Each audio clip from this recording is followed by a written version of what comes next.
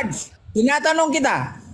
Ikaw kasi ang may platform nito, pinapabayaan mo na binabarubal ang Kristo. Tinatanggap mo eh. Ikaw na ang may ano. Kasi talagang demonyo yan, umaamin sa demonyo yan. Ngayon, Wards, narinig mo dito, sa platform mo na ginagago si Kristo.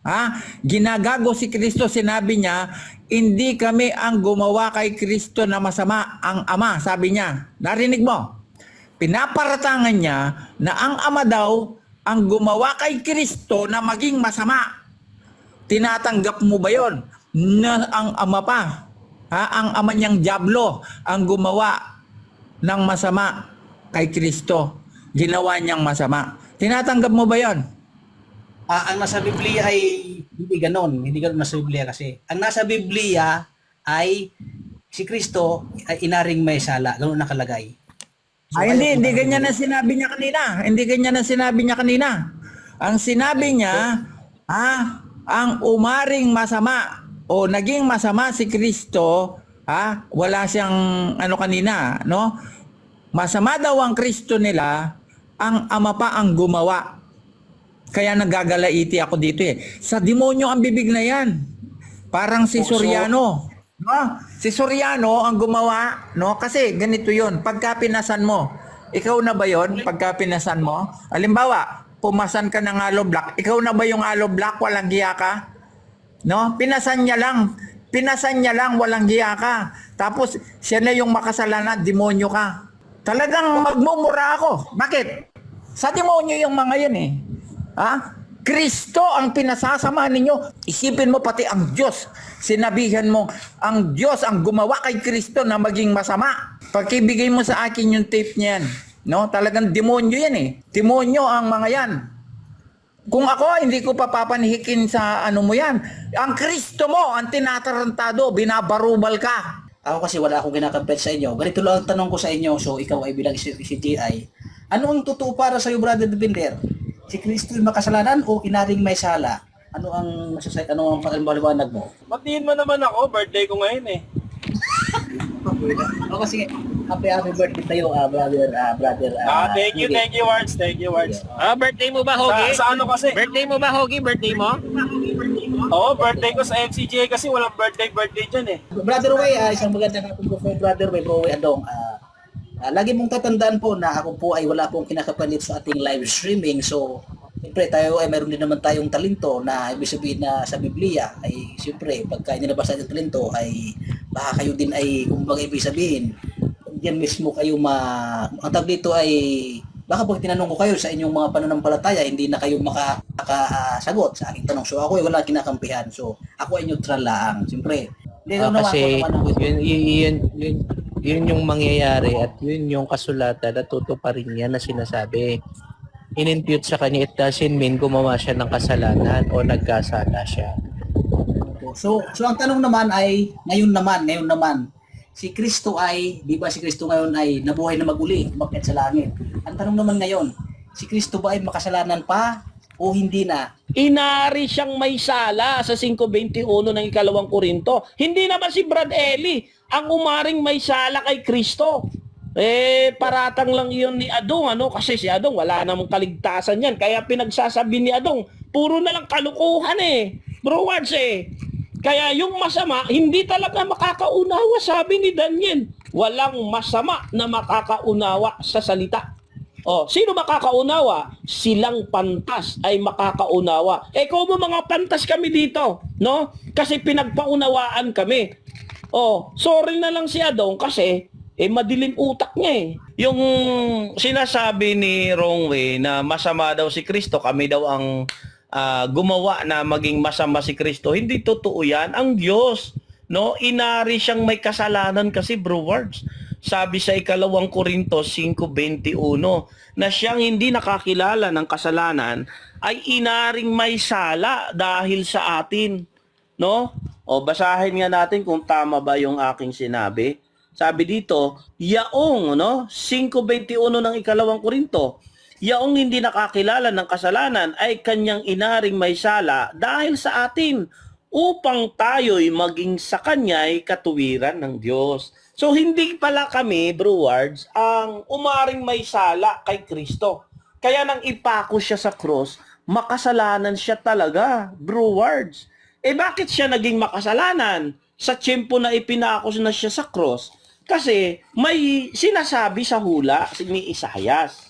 Ano ba ang sabi sa Isaias, no? 53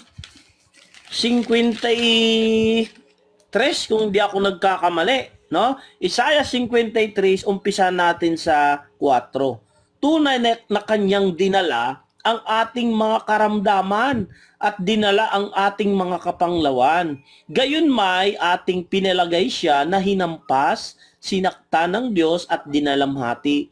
Ngunit siya'y nasugatan dahil sa ating mga pagsalangsang. Siya'y nabugbog dahil sa ating mga kasamaan.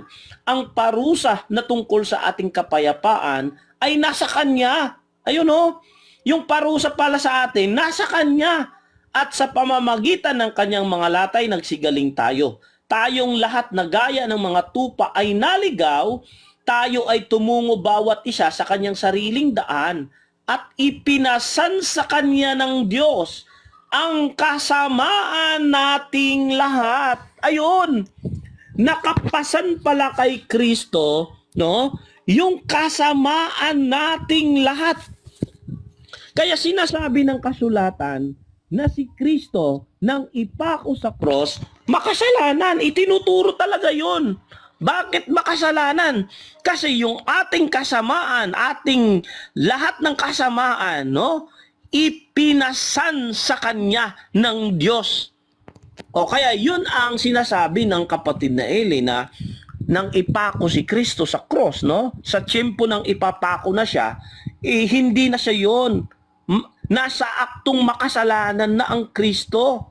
Bakit? Naipasan na sa Kanya ng Diyos ang ating kasamaan at ating mga kasalanan. O, paano ba?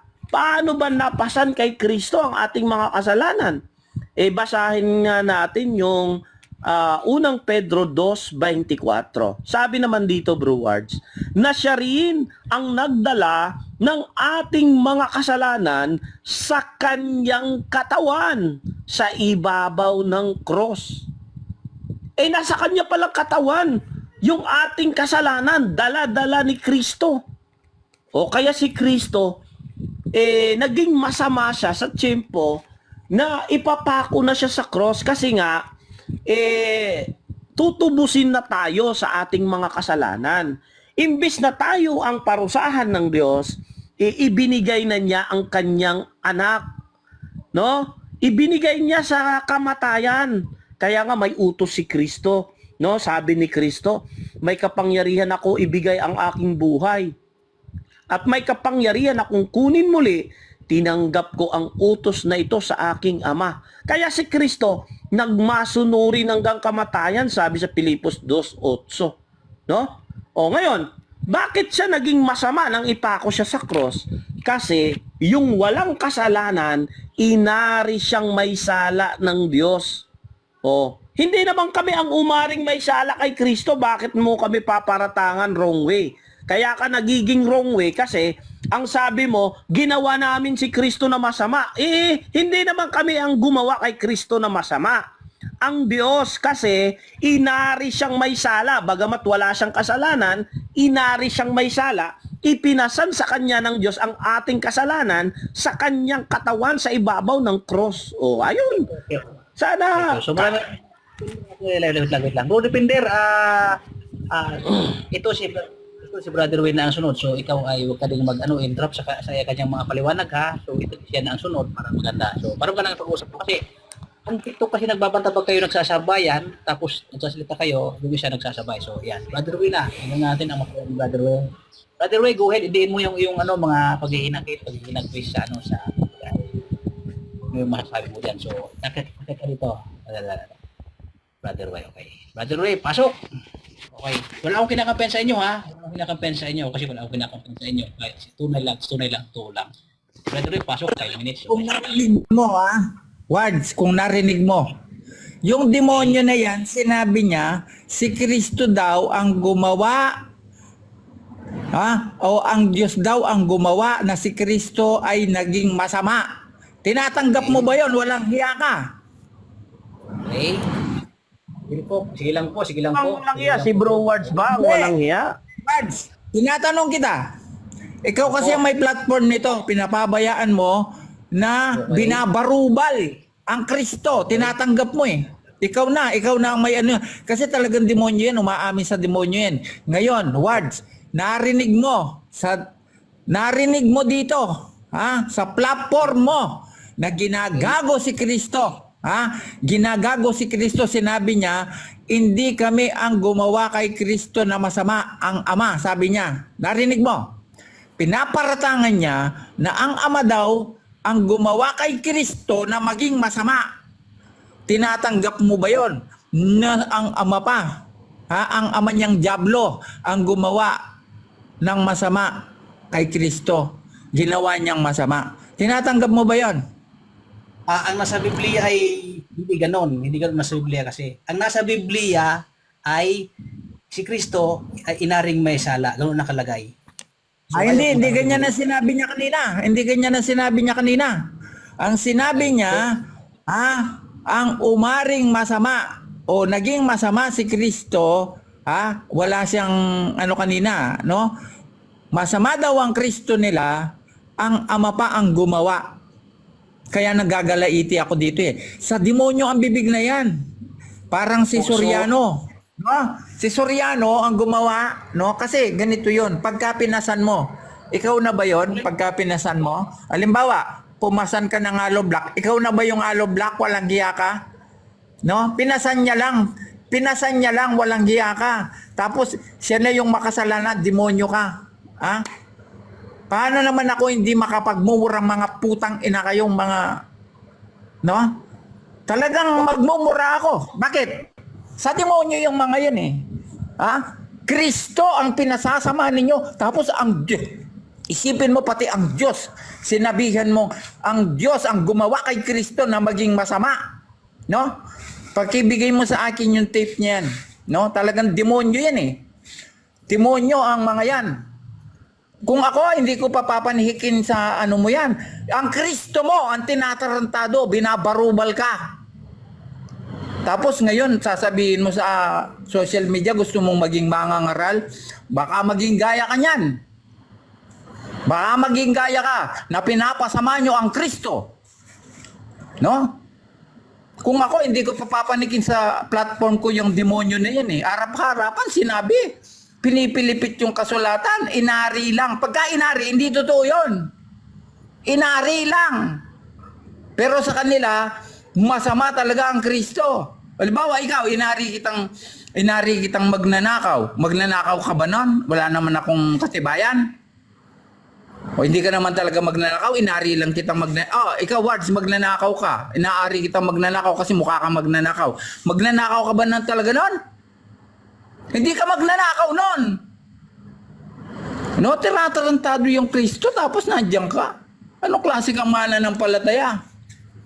Tinatarantado ang Kristo. Mga antikristo kayo eh. Sipin mo, ang Ama pa daw, ang narinig mo ang Ama, hindi kami. Ang Ama ang umaring masama si Kristo. No. Tapos sa harapan mo, hindi mo man binababa. Kinakampihan mo ba? No? Narinig mo. Tinatarantado. Mga putang ina ninyo. Yan lang ang pwede ko masabi sa inyo. Mga putang ina kayo. Kahit ma-restrict pa ako dito. Tinatarantado nyo ang Diyos. Tinatarantado nyo ang Biblia gaya ni Soriano. Masama kayo. Hindi kayo makakalusot sa pag-uko, mga animal. Sipin mo, harap-harapan, sinisiraan ng Kristo mo. Brother Wards, ang ganda ng hindi po kami, kundi ang Ama pa, dinawit pa yung Ama. Na siya raw ang gumawa. Nag-aring makasalanan. Tapos, nandiyan ka, hindi mo mabinababa. Anong klaseng kahihiyan meron ka, Wards? Platform mo to. Kristo, tinatarantado nyo. Opo. So, Yun lang bang oras ni Wrong Way? Wait lang. Brother Roy ha, brother. Wala pa akong kinakape sa yung dalawa at ito pong paniniwala ko. Kumakapi ka. Pinapayagan mo. Hindi. Binababa mo ako. Hindi, okay na yun. So ganito lang po. So ganito po ang akin na kasi tayo po naman ay matalino naman tayo, hindi tayo pwedeng madaya. So alam mo naman kung alam mo siguro yung kumbaga ay alam mo naman na marunong tayong kumilos sa isang tao, so wala tayong kinakampihan. Ang paniniwala ko diyan nandito sa Isaiah 53 versikulo dito 4. Ang sabi dito ay ganito: tunay na kanyang dinala ang ating karamdaman at dinala ang ating mga kapanglawan. Gayon may ating pinalagay siya na hinampas, sinaktan ng Diyos at dinalamhati. Ibig sabihin, brother Uwe, ito wala akong sinasabi na si Kristo ay ang ama ang nagano. Ibig sabihin, inari siya na may sala. Ganun lang ang sa akin sa Biblia po, brother Way. So yan po ang sa Biblia. So ako po ayaw ko pong dagdagan kasi ang inano ko lang sa inyo dito ay wala akong kinakampihan sa inyo kasi ang una ko lang dito yung oras ninyo, kailangan magkakaroon kayo ng oras sa isa't isa. Ibig sabihin ay yung oras ninyo, kung may oras yung isa na nagsasalita, huwag kayong magsasalita rin para maganda baga. So, ang lagi mong tatandaan dyan, brother Way, wala akong kinakampihan sa inyo. Siyempre ako kasi isa akong taong kumbaga ay meron akong talino na inaangkin din na kahit sino man na hindi pwede akong paniwalain ng kahit na sino mang tao. Meron akong paniniwala ng akin. So, meron akong ganon. So, siyempre, pa ako nagtanong sa inyo, baka mamaya kayo ay ibig sabihin kayo ay ano kayo, kumbaga ibig sabihin tatanungin ko din kayo sa inyong inyong church, sa inyong kung ano-ano man. Baka ayaw ko kasing magtalo kayo. Yan lang po. So, maraming salamat at wala po akong kinakampihan ha. Pwede na ako ulit, So, Bro Wards. Second presentation na, Bro Wards. 5 minutes ulit. Tapos mamaya sasagot din siya. si Brother Way muna, Brother Way muna sandali, Brother Way. Lawit lang.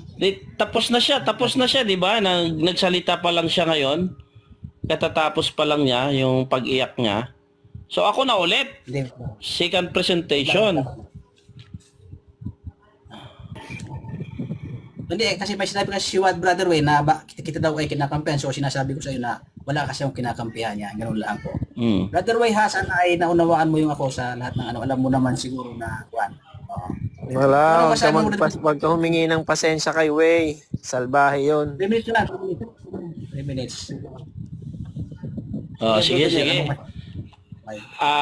Ang masasabi lang natin, Bro Wards, bakit pinaparatangan tayo ni Wrongway na tayo daw ang nagpasama kay Kristo? Hindi po. Kasi maliwanag yung nakasulat sa 53:3, no? Hindi mo kasi binasa, Bro Wards. Sabi dito, tayong lahat na gaya ng mga tupa ay naligaw. Tayo'y tumungo bawat isa sa kanyang sariling daan at ipinasan sa kanya ng Diyos ang kasamaan nating lahat. O sino nagpasa ng ating kasamaan sa kanya kay Kristo? Di ba ang Diyos? Maliwanag yung sinabi sa Isaiah 53:6. Ipinasan sa kanya ng Diyos ang kasamaan nating lahat. Yun ang ibig sabihin ng 5:21 ng 2 Korinto na siya na walang kasalanan, hindi nakakilala ng kasalanan, inari ng Diyos na may sala. Ang Diyos ang umaring may sala sa kanya kahit wala pa nga siyang kasalanan. Kung ang Diyos ang umaring may sala sa kanya, totoo yun. Para kay Wrongway, hindi daw totoo. Kasi daw, pag nagpasan ka daw ng hollow block, ikaw na ba yung hollow block? Mali naman yung analogy mo Hindi naman naging hollow block yung nagpasan. Ang sabi kasi ng Diyos, sabi ng Isaiah 53:6, ipinasan sa kanya, no? Yung ating kasamaan, ipinasan ng Diyos sa kay Kristo ang ating kasamaan. Kaya nandoon na, nakapasan na nga Talaga reality yon. Kapag pinasan ni Kristo ang ating kasalanan, nasa kanya. Kaya nga pinaliwanag pa yun ni Pedro Sabi ni Pedro sa 2:24 na siya rin ang nagdala ng ating mga kasalanan sa kanyang katawan. Nandoon sa katawan ni Kristo yung ating kasamaan. Nang ipako siya sa cross ngayon, no? Ipinako siya sa cross. Masama ba si Kristo noon? Yes, sabi ng aming mga ngaral, nasa tiyempong masama siya kasi pasan-pasan ni Kristo ang kasamaan nating lahat sa kanyang katawan. Ang tanong ngayon, sino nagpasama kay Kristo? Ang MCGI ba? Siyempre hindi. Ang Diyos nga ang nagpasan sa kanya kasi dapat tayo ang magpasan sa ating mga kasalanan. Dapat tayo ang ipako sa cross. Kaya lang sabi ng Diyos sa 3:16, gayon na lamang ang pag-ibig ng Diyos sa mga tao na ibinigay ng Diyos ang kanyang bugtong na anak, no? Upang kung sino man ang sumampalataya sa kanya ay huwag maparusahan ng kamatayan, kundi mabuhay. Yun. Okay na, Brother Depender. So, Bro Depender, ako na lang magtatanong siguro sa'yo para naman baka sabihin kasi, ako kasi wala akong kinakampel sa inyo. Ganito lang ang tanong ko sa inyo, so ikaw ay bilang CGI. Ano ang totoo para sa'yo, Brother Depender?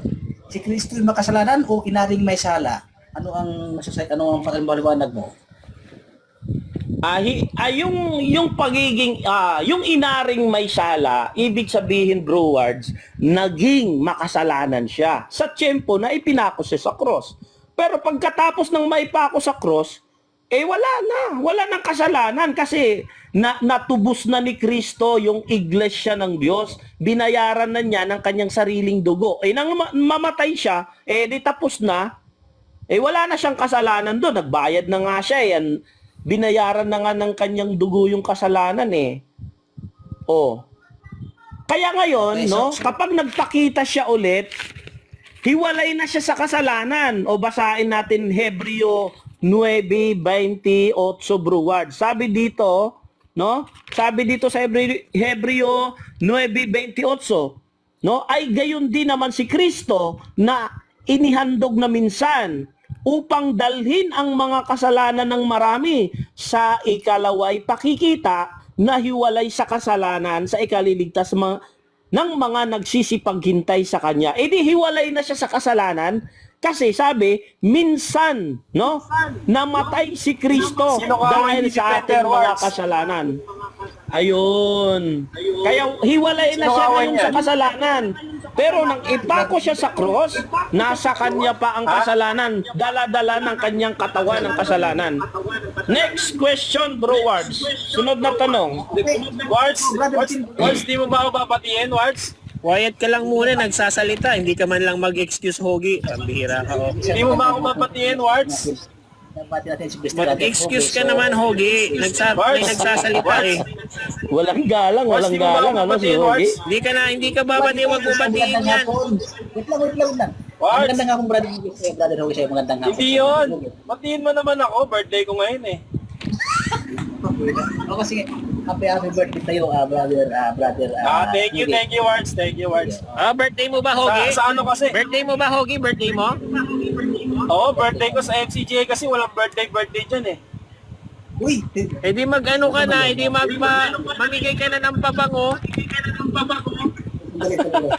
Bakit? Mamigay ka ng pabango yung may halo. Wait lang po. Wala, sarado kami ngayon, Trotsky. Okay lang, okay. So Brother Way, isang magandang hapon po kay Brother Way, Bro Way Adong. Lagi mong tatandaan po na ako po ay wala pong kinakapalit sa ating live streaming. So, siyempre tayo ay mayroon din naman tayong talento na ibig sabihin na sa Biblia ay siyempre pagka nilabas natin talento ay baka kayo din ay kumbaga ibig sabihin diyan mismo kayo ang tag dito ay baka pag tinanong ko kayo sa inyong mga pananampalataya, hindi na kayo makakasagot sa aking tanong. So ako ay wala kinakampihan. So ako ay neutral lang. Siyempre, pag tinanong ko kayo, baka mamaya hindi wala na kayong sagutan. So ayaw ko kasing gawin yon sa inyo. So kayo naman ay, ako isang neutral lang. Yan. Yun lang ha. Wala akong kinakampihan sa inyo ha. So ganun lang. Salamat kay sa pagbati si Miss Margaret tsaka kay Kajen. Salamat sa pagbati. Okay. So, ganun lang ha, ganun. Yan sabi ni Dil, pangina ka naman, bro. Ito si Dil ay isang Muslim. So, brother, ito yung usapang Kristiyano ha, kasi ikaw ay isang Muslim. So, wag naman tayo kasi ikaw ay kuwan. So, yan. So, brother Depender, ang tanong ko kasi sa'yo kanina kasi, Noong bang si Kristo Ano yun, nakapako Lord? sa krus? Noong si Kristo nakapako sa krus, ano ang tawag mo sa kanya? O hindi pa siya nakapako sa krus, ano ang tawag mo sa kanya? Siya ba ay makasalanan o inaring may sala ang ating kasalanan niya? Yan. Ano ang tawag sa ganon? Halimbawa, Yun nga. halimbawa ako si Kristo. Sige, Wards. Ano ang Kristo? Lahat ng tao na makasalanan ay inari ko. Ibig sabihin, ako ang sumalo. Ibig bang sabihin, makasalanan na ako noon? O inari ko lang ang kasalanan ng iba? Yan. Ano masasabi mo yan? Pag sinabi kasi, Ward, na inari ka ng may sala, reality yon, Wards, no? Reality kasi sinusuportahan yon ng mga writer ng Biblia, yung mga ministro ng salita, na dala-dala ni Kristo yung kasalanan. Kaya kapag inari ka ng Diyos na may kasalanan, totoo yun. Kasi hindi naman nagbibiro ang Diyos, bro Wards. No? Bakit itong Kristo na walang kasalanan, inari ng Diyos na may sala? Pag sinabing may sala, mayroon kasalanan. Di ba?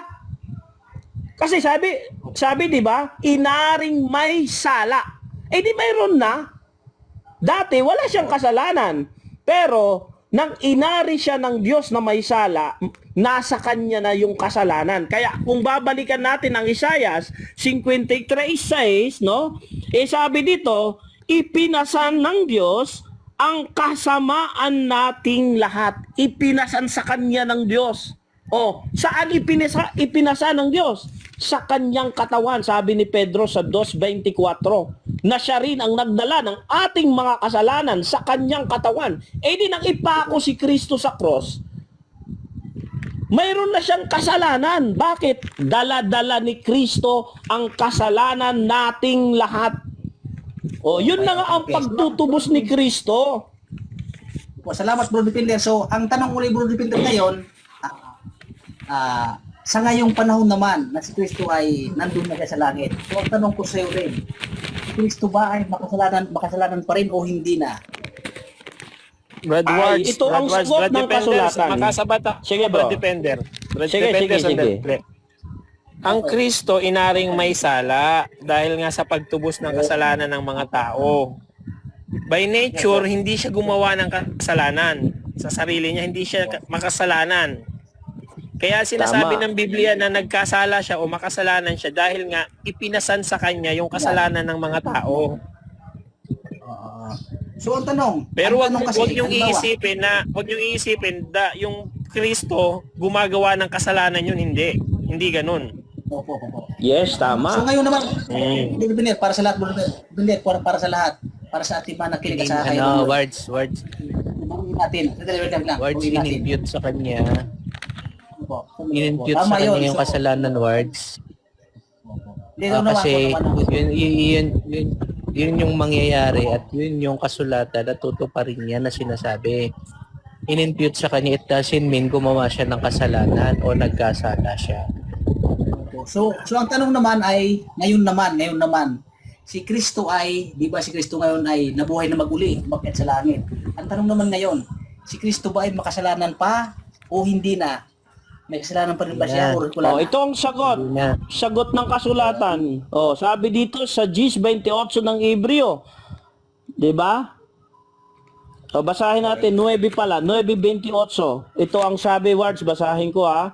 Ay gayon din naman si Kristo na pinatay na minsan na makasalanan dahil sa ating mga kasalanan, namatay siyang makasalanan. Sa ikalaway pakikita na hiwalay sa kasalanan. So, ibig sabihin, yung pagiging makasalanan ni Kristo na dinala niya ang ating kasalanan, minsan lang yon.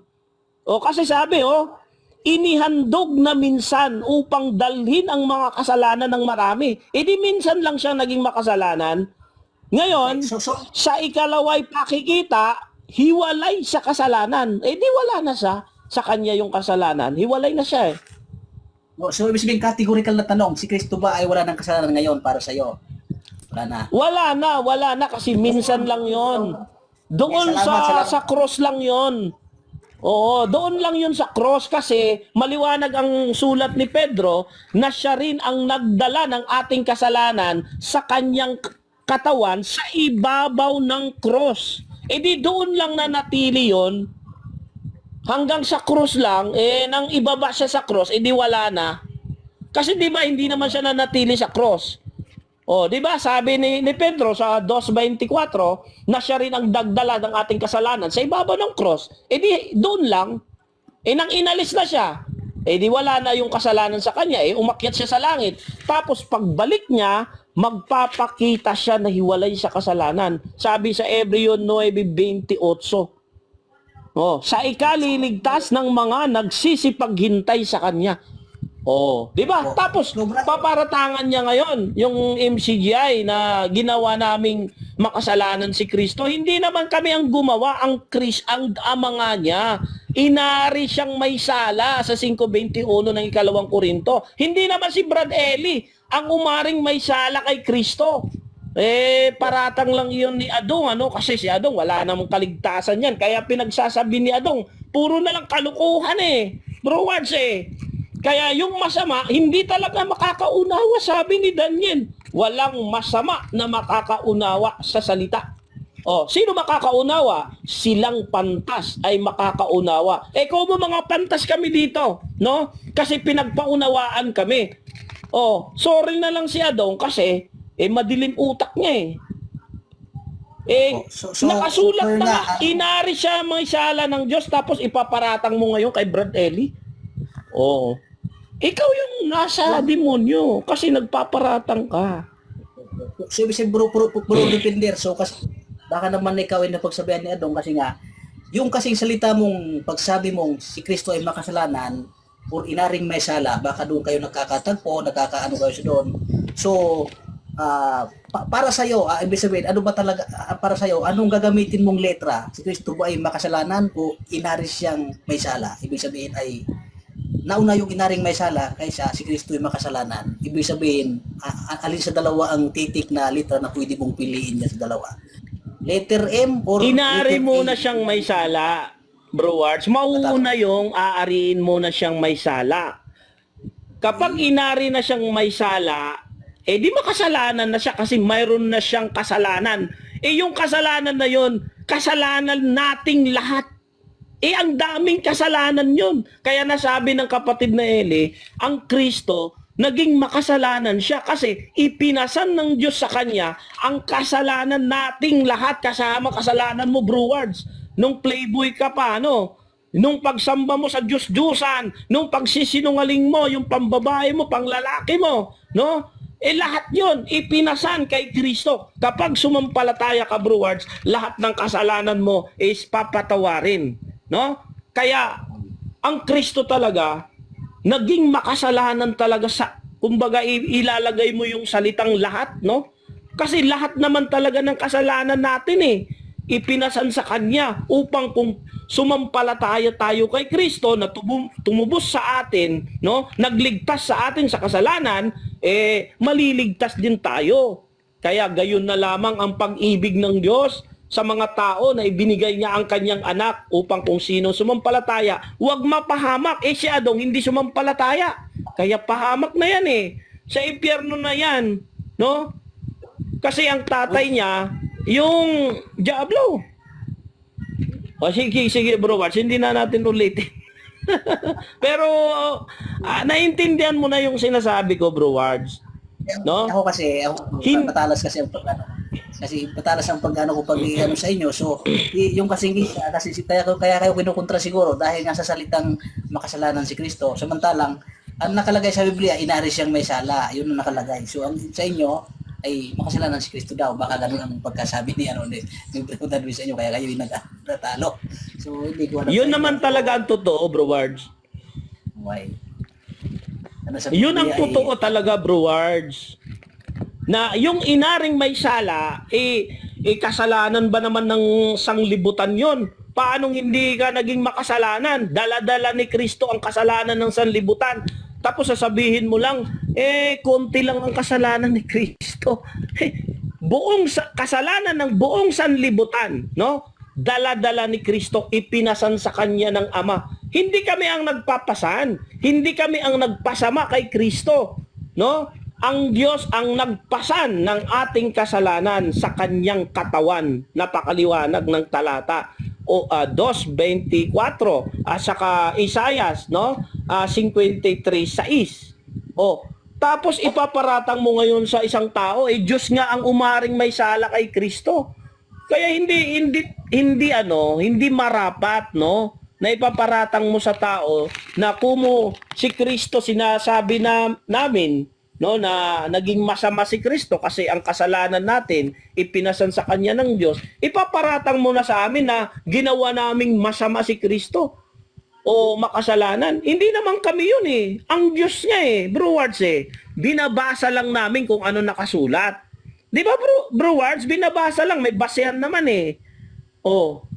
nung maalis na yung kasalanan na kay Kristo, binasa din natin Hebreo 9:28 na siya bagamat minsan, no, inihandog na minsan, pagkatapos magpapakita siya sa ikalawa na hiwalay na sa kasalanan. Hindi, nang maalis ang kasalanan, hindi naman kami ang nag-alis. Hindi kami nag-alis nun. Ang Diyos pa rin. So kasi diyan sa mga viewers diyan, sa mga ating mga viewers, so kayo na po ang humatol diyan. So kung ano yung inyong mga paniniwala diyan, so sagutin mo na. Ano ba 'yan? Sagutin mo ba exchange? Sino ang sasagutin mo? Tingnan mo, murahin kanyan. Sino ba yung sasagutin? Sino bang lalaban ka ba ng usapan dito exchange kay Bro Defender? Baka naman ay akita dito para maganda. Okay lang ako dito neutral ako dito, wala akong kinakapin sa inyo para kayo ay kasi para baka may sabihin nyo ay kuan. So yun nga. Sino bang okay. Asa kasi si brother may tanong siya, may tanong si Exim, ano po ibig sabihin ng 1 Pedro 1:22? Paano natin malalaman ang unang Pedro 1:22? Ang nakasulat sa hanapin ko lang Ikalawang Pedro pala to. Unang Pedro 1:22. Sige, basahin natin. Yamang nilinis ninyo ang mga kaluluwa, no? Sa inyong pagtalima sa katotohanan, sa pag-ibig na hindi pakunwari sa mga kapatid, ay mag-ibigan kayo ng buong ningas ng iyong puso sa isa't isa. Yun na naman sinabi yamang nilinis ninyo ang mga kaluluwa sa inyong pagtalima. So ibig sabihin, sa pagtalima, nalilinis ang ating kaluluwa. Ibig sabihin, nawawala yung kasalanan. Kasi tumatalima tayo Gaya ni Kristo, kung ipinasan sa kanya ang ating kasalanan kay Kristo, tumalima siya hanggang kamatayan. Di doon sa tiyempo na yun, sa pagtalima niya, nawala na yung kasalanan kasi mission accomplished na si Kristo Hiwalay na siya sa kasalanan sa pagsunod ni Kristo sa kamatayan. So, di ba tama yun, Bro Wards? Ikaw man tumalima sa Diyos. Di ba patawarin ka rin? Si Pablo nga, sabi ni Pablo, ako yung punong makasalanan. Kinahabagan siya. Tinawag siyang apostol ni Kristo sa iglesia ng Diyos. Punong makasalanan na yun. May talata daw, 3:14 anong talata? Nang gawa. Basa, sislos, utak, lugaw yan, sabi sa MCJ. Yun daw sa gawa. 3:14 nang gawa. Basahin nga natin 3:14. Ang sabi, datapwat inyong pinakatanggihan ang banal at ang matuwid na ito, at inyong hiningi na ipagkaloob sa inyo ang isang mamamatay tao. Hindi naman kami ang tumanggi sa banal, no? Tinatanggap nga namin. Paano namin tinatanggi, no? Yung mga tumatanggi sa banal, gaya ng mga INC, tinatanggihan nila ang banal na Diyos.